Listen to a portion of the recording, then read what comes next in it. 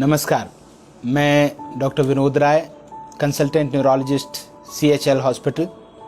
आप सभी का इस प्रोग्राम में पार्टिसिपेट करने के लिए धन्यवाद देता हूं। इस प्रोग्राम का एकमात्र पर्पस जन सामान्य में कॉमन बीमारियों के बारे में अवेयरनेस फैलाना है। जैसा कि हम सभी जानते हैं, आज का शीर्षक है या आज का टॉपिक जिस पे हम चर्चा करने वाले हैं वो है सिर दर्द। शायद ही हम में से ऐसा कोई हो जिसे कभी सिर दर्द ना हुआ हो। एक शोध के हिसाब से लगभग 50% पॉपुलेशन में पिछले एक साल में कभी न कभी सिर दर्द हुआ होता है। तो क्या सारे सिर दर्द खतरनाक होते हैं? जी नहीं। करीब 90% सिर दर्द प्राइमरी हेडेक होते हैं जो कि सीरियस हेडेक नहीं होते। केवल 10% सिर दर्द होते हैं जो कि सीरियस हो सकते हैं या जो खतरनाक सिर दर्द की श्रेणी में आते हैं। कैसे पहचाना जाए कि मेरा सिर दर्द सीरियस है या सीरियस नहीं है? प्राइमरी हेडेक्स वो हेडेक्स हैं जो खुद एक बीमारी हैं, किसी और बीमारी का लक्षण नहीं है या जिनका कारण कोई और बीमारी नहीं है। जबकि सेकेंडरी हेडेक्स एक सिर दर्द है जो कि लक्षण है किसी और बीमारी का, अंडरलाइंग बीमारी का।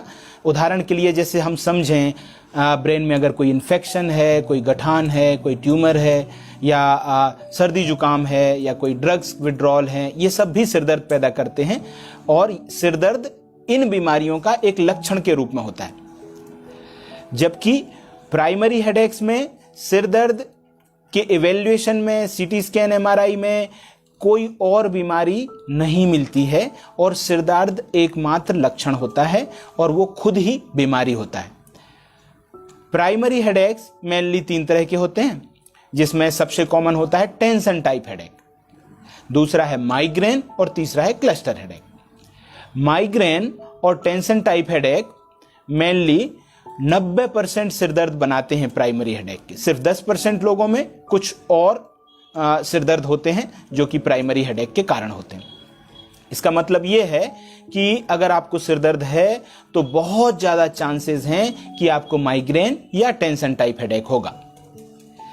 माइग्रेन और टेंशन टाइप हेडेक को समझने की या इसका प्रकार जानने की क्या जरूरत है? हमें जरूरत इसलिए है क्योंकि इसका प्रकार ही डिसाइड करता है कि इसमें हमें क्या प्रिकॉशन लेने हैं, क्या दवाइयां लेनी हैं, कौन सी दवाइयां किस में ज्यादा इफेक्टिव होंगी। टेंशन टाइप हेडेक सबसे कॉमन हेडेक है। इसमें हेडेक माइल्ड टू मॉडरेट होता है और सिर के पीछे से शुरू होता है और जनरली पूरे सिर में दबाव या खिंचाव जैसा सिर दर्द होता है। जबकि माइग्रेन प्रायः आधे सिर दर्द में होता है और आगे की तरफ होता है। ये ज्यादा तेज होता है। टेंशन टाइप हेडेक की तुलना में ये ज्यादा सीवियर होता है। इसमें उल्टी जैसा लगना, जी मिचलाना, उल्टियां हो जाना, आवाज से, लाइट से और गंध से इरिटेशन होना, ये सारे लक्षण भी होते हैं।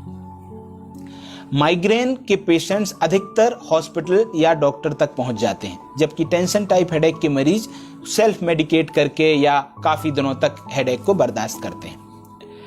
तीसरा प्राइमरी हेडेक है क्लस्टर हेडेक, जो कि कहीं ज्यादा रेयर और कहीं ज्यादा सीवियर इंटेंसिटी का हेडेक होता है। इसमें हेडेक आंख के पीछे होता है और बहुत तेज होता है। ऐसा लगता है जैसे किसी ने कोई कील आंख में घुसे दी हो। आंख में पानी, आंख लाल हो जाना, आंख से पानी आना, नाक से पानी आना, उल्टियां होना, लाइट आवाज बर्दाश्त ना होना, ये सारे लक्षण उसके होते हैं। याद रखने की बात यह है कि ये एक रेयर सिर दर्द है। इसकी दवाइयां बिल्कुल अलग हैं दूसरे सिर दर्द से और ये हमेशा एक ही तरफ होता है। ये तो बात हो गई प्राइमरी हेडेक्स की।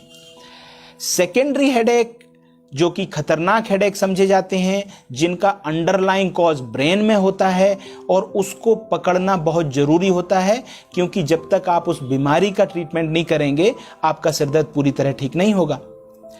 सेकेंडरी हेडेक का कारण जानना या अंडरलाइंग बीमारी जानना इसलिए जरूरी है क्योंकि सिर्फ सिर दर्द की दवा से उस दर्द में आराम होगा, ना कि सिर दर्द के कारण में। उदाहरण के लिए जैसे हम समझें, अगर ब्रेन में इन्फेक्शन है या ब्रेन में टीबी है तो उसका भी एक लक्षण सिर दर्द ही होगा, लेकिन आप सिर दर्द की दवाई से सिर्फ सिर दर्द को कंट्रोल कर पाएंगे, सिर दर्द को कुछ देर के लिए सप्रेस कर पाएंगे। पर अगर हमें नहीं पता कि सिर दर्द का कारण ब्रेन की टीबी है तो आप टीबी को बढ़ने का टाइम दे रहे होंगे। इसलिए जरूरी है कुछ लक्षणों को पहचानना और डॉक्टर से मिलना। तो ऐसे क्या लक्षण हो सकते हैं जो हमें ये इशारा दें कि नहीं, मुझे डॉक्टर से मिलने की आवश्यकता है? अगर आपका सिर दर्द अचानक से बहुत तेज सिर दर्द होता है, अचानक और बहुत तेज, मतलब 2 मिनट में ही पीक पे पहुंच जाता है, इसको हम थंडर क्लैप हेडेक बोलते हैं। ऐसा हेडेक यूजुअली सेकेंडरी हेडेक होता है या किसी और बीमारी का होने की तरफ इशारा करता है। या सिर दर्द की इंटेंसिटी आगे झुकने, छींकने, खांसने में बढ़ जाती है तो यह सेकेंडरी हेडेक हो सकता है। सिर दर्द अगर बुखार या उल्टियों के साथ होता है तो यह ब्रेन के इन्फेक्शन की तरफ इशारा कर सकता है। सिर दर्द के साथ अगर दिखाई देने में डबल दिखना, धुंधला दिखना या बॉडी के एक तरफ झिंझनाहट, सुनपन या बेहोशी होती है तो डेफिनेटली ये ब्रेन की किसी बीमारी की तरफ इशारा करता है। ये कुछ एक लक्षण हैं जो हमें बताते हैं कि इनकी प्रेजेंस में हमें डॉक्टर से मिलना उचित होगा। प्राइमरी हेडेक हम जानते हैं ज्यादा कॉमन है, सेकेंडरी हेडेक हम जानते हैं कम कॉमन है। लेकिन प्राइमरी हेडेक बिनाइन है, नुकसान नहीं करते, परेशान जरूर करते हैं, महीनों तक रहते हैं। पर सेकेंडरी हेडेक अचानक आते हैं और सिरदर्द के अलावा भी बहुत सारी प्रॉब्लम्स कर सकते हैं, इसलिए उनको पहचान कर उनका जल्दी इलाज करना आवश्यक होता है।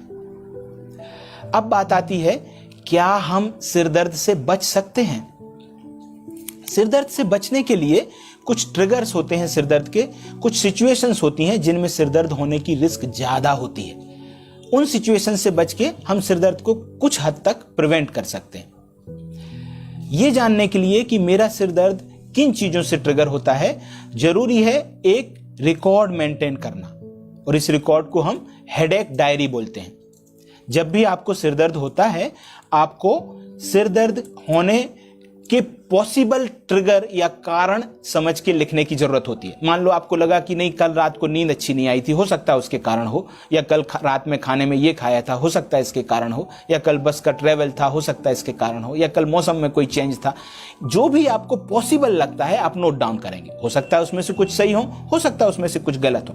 पर अगर आप देखेंगे कि पिछले 10 सिरदर्द में 2 ऐसी चीजें हैं जो लगातार आ रही हैं और जो कि दोनों हर सिरदर्द में कॉमन है, तो मोस्ट लाइकली वो आपका ट्रिगर हो सकता है और आपको उससे बचने की आवश्यकता हो सकती है। जो सामान्यतः जो ट्रिगर देखे गए हैं, पाए गए हैं, वो होते हैं लैक ऑफ स्लीप। एक आदमी को 6 से 8 घंटे की नींद आवश्यक होती है ब्रेन के रिचार्ज के लिए, रिफ्रेश होने के लिए। अगर नींद पर्याप्त नहीं होती है तो आपका सिरदर्द ट्रिगर हो सकता है। डाइट, उपवास या मील्स स्किप करना भी एक इंपॉर्टेंट कारण है आपके सिरदर्द को बढ़ाने का। तीसरा बहुत जरूरी काम, इंपॉर्टेंट रिस्क फैक्टर होता है डिहाइड्रेशन। 3 से 4 लीटर पानी पीना आवश्यक है। जब आप कम पानी पीते हैं तो सिरदर्द की रिस्क को बढ़ाते हैं। इसके अलावा मौसम में अचानक आया परिवर्तन, ह्यूमिडिटी, तेज धूप, तेज लाइट, तेज आवाज, एक्सेसिव स्क्रीन टाइम, ये सारी चीजें भी सिरदर्द को बढ़ा सकती हैं। तो अपने ट्रिगर्स आपको पहचानना है और उनसे बचने की कोशिश करना है। इस तरह से आपकी सिरदर्द की फ्रीक्वेंसी में काफी लाभ हो सकता है। अब मैं कुछ मिथ्स के बारे में बताना चाहूंगा आपको, जो कि काफी प्रिवेलेंट है सिरदर्द के बारे में। सबसे कॉमन मिथ है कि मेरा सिरदर्द ब्लड प्रेशर बढ़ने से हो रहा है। ब्लड प्रेशर बढ़ने से सिरदर्द नहीं होता, या यूं कहें रेयरली होता है, रेयरली। बीपी बढ़ने के कारण अगर सिरदर्द होता है तो वो सिरदर्द सिर्फ सिरदर्द नहीं, वो होता है जब अचानक से बीपी 120 से 200 के ऊपर निकल गया तो आपको सिरदर्द होगा, उल्टियां होंगी, दिखाई देने में दिक्कत आएगी और हो सकता है बेहोशी भी आ जाए। उस कंडीशन को हम बोलते हैं मैलिग्नेंट हाइपरटेंशन या हाइपरटेंसिव इंसेफेलोपैथी, और ये एक रेयर कंडीशन है। 160, 180 बीपी होने से सिरदर्द नहीं होता। अगर आपको बीपी है और सिरदर्द भी रहता है तो आपको एक बार न्यूरोलॉजिस्ट से मिलने की आवश्यकता है, ये समझने के लिए कि वास्तव में आपका सिर दर्द क्यों होता है। दूसरा बड़ा मिथ है रिफ्रैक्टिव एरर, या अचानक से नंबर चेंज होने के कारण सिर दर्द हो रहा है। देखिए, जब रिफ्रैक्टिव एरर होती है तो आई स्ट्रेन हो सकता है, भारीपन हो सकता है, पर recurrent headaches, severe headaches, they are never because of refractive error. तीसरी चीज है साइनस हेडेक। साइनोसाइटिस एक हेडेक का कॉमन कारण है, लेकिन साइनोसाइटिस इतना कॉमन नहीं है जितना टेंशन टाइप हेडेक और माइग्रेन है। तो कई बार बिकॉज साइनोसाइटिस भी कॉमन है और हेडेक भी कॉमन है, हम यूजुअली साइनोसाइटिस और हेडेक को एसोसिएट कर देते हैं, जो कि उतना कॉमन नहीं है जितना आमतौर पर समझा जाता है। इसके अलावा कुछ लोगों का मानना होता है कि माइग्रेन, सारे सिरदर्द माइग्रेन होते हैं, जबकि ऐसा नहीं है। सबसे common headache tension type headache होता है, और जो करीब 70-80% प्राइमरी हेडेक को कंट्रीब्यूट करता है। इसके अलावा हमें यह जानना अत्यधिक जरूरी है कि सीटी स्कैन, एमआरआई या दूसरी जांचें प्राइमरी हेडेक्स में नॉर्मल आती हैं। जांचों का नॉर्मल आना आपको माइग्रेन है या नहीं है ये डिसाइड नहीं करता। माइग्रेन का डायग्नोसिस सिर्फ और सिर्फ हमारे लक्षणों के आधार पर बनता है। जो लक्षण होते हैं, आधा सिर दर्द, दर्द, पल्सेटाइल हेडेक, झप झप झप झप इस तरह से सिर दर्द होना, बहुत तेज होना, सिर दर्द के साथ उल्टियां होना, तेज लाइट, तेज रोशनी, तेज आवाज से सिर दर्द बढ़ जाना, ये सारे लक्षण माइग्रेन के हैं, और इन्हीं लक्षणों के आधार पे माइग्रेन का डायग्नोसिस बनता है, इरिस्पेक्टिव ऑफ आपके सीटी स्कैन या एमआरआई में क्या है। कई बार न्यूरोलॉजिस्ट या दूसरे डॉक्टर माइग्रेन सस्पेक्टेड पेशेंट में भी एमआरआई या सीटी कराते हैं। उसका कारण माइग्रेन डायग्नोस करना नहीं होता है, उसका कारण होता है हम सेकेंडरी हेडेक्स को रूल आउट करना चाहते हैं कि कहीं कुछ और तो नहीं है जो इससे मिलता जुलता हेडेक क्रिएट कर रहा है और जिसका डायग्नोसिस डिले करना रिस्की हो सकता है।